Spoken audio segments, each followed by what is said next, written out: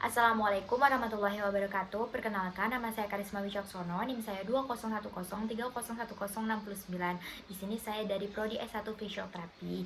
Nah, dalam video ini saya akan menjelaskan dan mempraktikkan pada pemeriksaan sistemik khusus neurologi Osborne Scale, Eye Scale, Canadian Neurology Scale, dan Head and Neck Perception Test. Nah, dengan dosen pengampu yaitu Ibu Tia Sari Ratnaningrum. Nah, yang pertama itu saya akan menjelaskan yaitu tentang AIS. Nah, AIS itu tuh bisa disebut atau AISIA, yaitu alat yang digunakan untuk spinal cord injury berdasarkan penilaian sensorik dan motorik. Kedua area tubuh pemeriksaan ini dibagi menjadi dua, yaitu pemeriksaan sensorik dan pemeriksaan motorik. Pada pemeriksaan sensorik ada dua, yaitu dengan light touch atau sentuhan ringan dan sentuhan tajam. Nah, sentuhan ringan ini bisa dengan kapas. Nah, juga kalau sentuhan tajam itu juga bisa dengan seperti kunci yang pokoknya yang bentuknya itu tajam. Nah, yang pertama itu ada AIS. Kalau AIS itu atau yang biasa disebut itu dengan ASIA, yaitu alat yang digunakan untuk spinal cord injury yang berdasarkan penilaian sensorik dan motorik. Nah, pada kedua area tubuh. Pemeriksaan ini itu bisa dibagi menjadi dua, yaitu pemeriksaan sensorik dan pemeriksaan motorik. Pada pemeriksaan sensorik ini juga dibagi menjadi dua lagi, yaitu ada dengan sentuhan ringan dan sentuhan tajam. Kalau sentuhan ringan itu dia bisa menggunakan kapas, dan sentuhan tajam itu dia bisa menggunakan jarum atau bagian pensil yang runcing. Nah, lalu selanjutnya pada pemeriksaan sensorik ini dia tuh melibatkan spinal cord dari atas sampai akhir. Nah, dari C1 sampai dengan S5, skor untuk pemeriksaannya yaitu ada 4.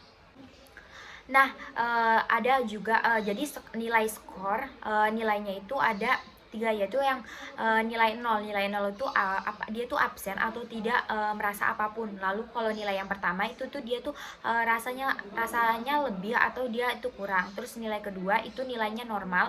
Lalu selanjutnya nilai ketiga itu dia tuh tidak dicek atau ada masalah. Nah, skor ini itu tidak bisa dijumlahkan. Selanjutnya itu ada pemeriksaan motorik pada C5 sampai dengan T1, yaitu dia upper extremity. Lalu selanjutnya ada L2 sampai dengan S1 itu lower extremity. Nah, pada C5 gerakannya itu elbow flexor. Kalau C6 itu wrist extensor, kemudian C7 itu elbow extensor, kemudian C8 itu finger extensor. Nah, selanjutnya kalau T1 itu finger abductor. Nah, kemudian itu ada pada lower extremity, yaitu L2 sampai dengan S1. Nah, kalau L2 itu hip flexor, L3 itu knee extensor, L4-nya itu ankle dorsal flexor, lalu L5-nya itu ankle plantar flexor. Nah, S1-nya juga ankle plantar flexor. Nah, skor pada pemeriksaan motorik ini itu ada 8. Nah, kalau nilai 0 itu tuh dia kelumpuhan total. Nah, kemudian kalau nilai 1 dia itu kontraksi teraba atau terlihat. Kemudian ada nilai 2 yaitu dia gerakan aktif atau full room. Terus selanjutnya nilai ketiga itu gerakan aktif full room bisa melawan gravitasi. Kemudian nilai 4 itu dia gerakannya aktif full room dia tuh melawan beberapa resisten. Kemudian kalau misalnya nilai 4 dia nilai aktif full room, dia juga melawan resistennya penuh. Nah, kemudian cara menggunakan DAP ini itu dia fisioterapi itu menggunakan handscoon. Dia memasukkan jarinya ke anus pasien, lalu tekan area anus pada bagian dalam, lalu kemudian kita tanya kepada pasien dia itu merasakan atau tidak gitu. Kemudian kita juga bisa melakukan VAC. VAC itu tuh pasien diminta untuk memas jari kita atau voluntary ini ada VAC ini atau voluntary ini tuh adalah alat gerakan yang disadari.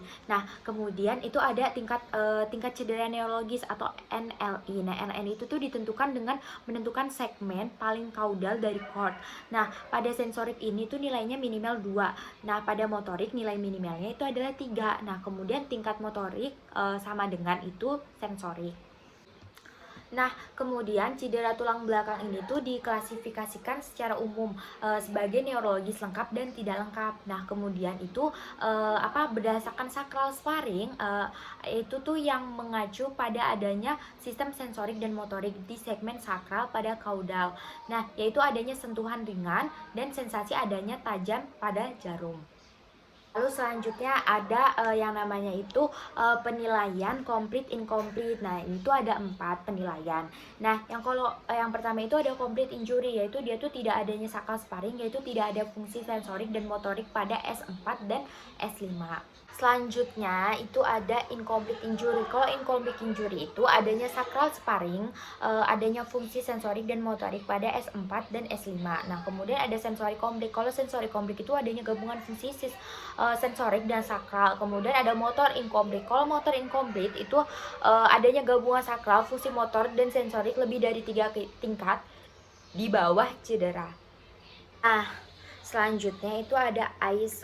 AIS itu mempunyai 5 grade, yaitu ada A, B, C, D, E. Nah, kalau A itu berarti dia itu injury complete, dimana tidak ada fungsi sensorik atau motorik yang dipertahankan di segmen sakral, yaitu S4 dan S5. Nah, kemudian yang B itu sensory incomplete, yaitu dia ada fungsi sensorik tapi dia tidak ada motorik yang dipertahankan di sistem sakral S4 dan S5, dan tidak ada fungsi motor yang dipertahankan lebih dari 3 tingkat di bawah tingkat motor kedua di sisi tubuh. Nah, kemudian ada C, yaitu grade C itu motor incomplete, yaitu fungsi motor itu dipertahankan di bawah tingkat neurologi yang lebih dari setengah di bawah tingkat cedera. Nah, kemudian selanjutnya juga ada yang C, grade ke C itu motor incomplete, yaitu fungsi motor itu dipertahankan di bawah tingkat neurologis dan dia tuh lebih dari setengah di bawah tingkat cedera, memiliki tingkat otot kurang dari 3. Kemudian yang D itu tuh dia sama dengan nilai C, cuman dia tuh fungsi motorik itu yang dipertahankan di bawah tingkat neurologis, dia tuh memiliki tingkat otot yang lebih dari 3. Nah, kemudian selanjutnya itu ada nilai E. Kalau nilai E itu dia tuh nilai injurinya tuh dia normal, cuman fungsi motorik yang diuji dengan sisi ISNCSCI dia tuh dinilai dengan nilai normal di semua segmen, dan pasien itu memiliki defisit sebelumnya. Maka grade 5 itu ada grade 5-nya itu adalah E. Nah, contoh skenario-nya. Kita lihat contoh skenario berikut.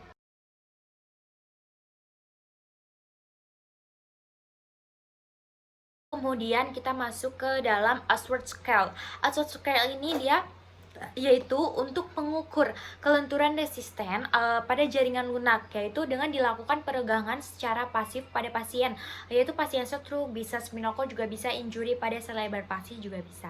Lalu selanjutnya penilaian scoring pada Ashworth Scale ini ada 6. Ada Canadian Neurology Scale, yaitu tuh alat ini itu digunakan untuk evaluasi dan pemantauan status neurologik pada pasien stroke.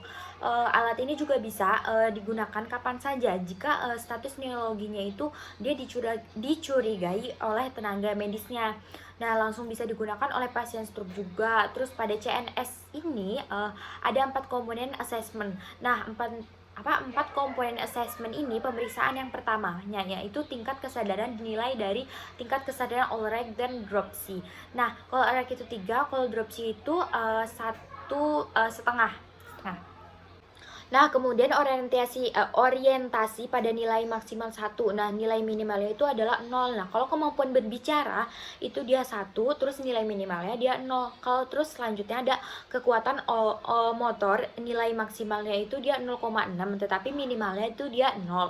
Nah, kemudian ada total score. Berarti total skor pada CNS ini berarti dia 11,5, merupakan nilai yang normal atau dia itu fungsi tertinggi. Nah, kemudian ada prosedur pelaksanaan pemeriksaan pada CNS. Nah, yang pertama itu kita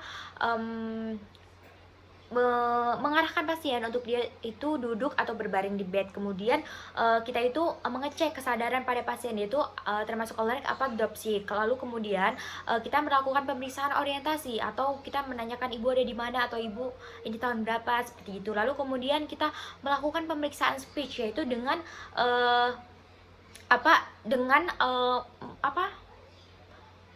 menunjukkan bisakah ibu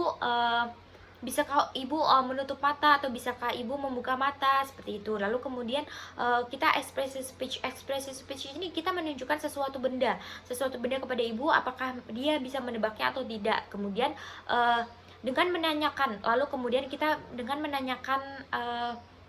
menanyakan kepada pasien, atau ibu tersenyum, atau ibu bisa tersenyum atau tidak, atau ibu tolong mengangkat tangan ibu ke atas, atau melakukan flex. Oh ya Ibu, mohon maaf dulu, di sini saya akan menanyakan sesuatu kepada Ibu. Ini bulan apa Ibu kalau boleh tahu? Bulan Juli, Mbak. Ya betul sekali. Tahun berapa Ibu? 2021. Oke. Oh Ibu, saya di sini saya akan menunjukkan sesuatu benda. Di sini Ibu, apakah bisa menjawab? Kalau boleh tahu Ibu, coba sebutkan ini namanya benda apa? Telepon genggam. Ya betul sekali. Ibu ikuti saya ya. Sekarang coba tangannya Ibu seperti ini. Lalu diarahkan ke atas, apakah bisa? Iya, bisa. Oke. Baik, oke Ibu, terima kasih ya Ibu. Kemudian kita masuk ke dalam Ashworth Scale. Ashworth Scale ini dia yaitu untuk mengukur kelenturan resisten pada jaringan lunak, yaitu dengan dilakukan peregangan secara pasif pada pasien, yaitu pasien stroke, bisa spinal cord, juga bisa injury pada selebar palsi juga bisa. Lalu selanjutnya penilaian scoring pada Ashworth Scale ini ada 6, yaitu nilai scoringnya itu ada 6. Nah, kalau misal 0 yaitu pasif dan tidak ada tahanan sama sekali. Kemudian kalau nilai 1 dia itu nilai 1 itu perubahan tonus otot atau ada tahanan minimal. Nah, kemudian kalau 1 plus itu tuh sedikit ada peningkatan tonus. Nah, kemudian kalau nilai 2 dia tuh perubahan tonus di sebagian besar rum, tetapi sendinya itu masih bisa digerakkan. Nah, kemudian nilai 3 itu dia ada perubahan tonus otot signifikan dengan gerakan pasif. Nah, ini itu sulit dilakukan. Nah, kemudian nilai 4 ini itu dia bisa terjadi tekanan pada sendi atau dia tuh tidak bisa melakukan fleksi atau ekstensi seperti itu. Nah, kemudian itu ada nilai 0, yaitu dia pasif, tidak ada tahanan sama sekali. Lalu tangannya seperti ini. Nah, ini nilai 0, tidak ada tahanan sama sekali. Kemudian itu ada nilai 1, yaitu dia perubahan tonus otot dan ada tahanan minimal. Jadi ada tahanan minimal. Jadi seperti ini. Nah, ini tahanan minimal.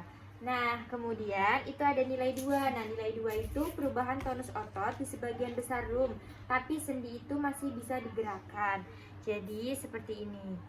Ada sendinya itu masih bisa digerakkan. Lalu selanjutnya itu ada perubahan tonus otot signifikan dengan gerakan pasif. Ini sulit dilakukan. Nah, gerakannya seperti ini, sulit dilakukan. Lalu kemudian ada yang terakhir, yaitu terjadi kekakuan pada sendi. Nah, ini itu tidak bisa melakukan fleksi atau ekstensi. Jadi dia ada kekakuan pada sendinya. Seperti ini. Nah, seperti ini, dia tidak bisa melakukan gerakan fleksi ataupun ekstensi. Lalu kemudian selanjutnya itu kita masuk ke head and neck perception testnya. Itu tuh dia dilakukan untuk melakukan persepsi pada tubuh, yaitu melalui gerakan kepala dan leher. Nah, kemudian alat ini tuh dibutuhkan alat yang dibutuhkan yaitu spidol, kursi atau center midline gitu. Prosedur pelaksanaan pada pasien, yaitu yang pertama, pasien itu disuruh duduk di kursi atau depan papan, jaraknya itu 2 sampai dengan 3 meter. Kemudian diberi pointer atau center di kepala pasien untuk menghadap ke papan tersebut.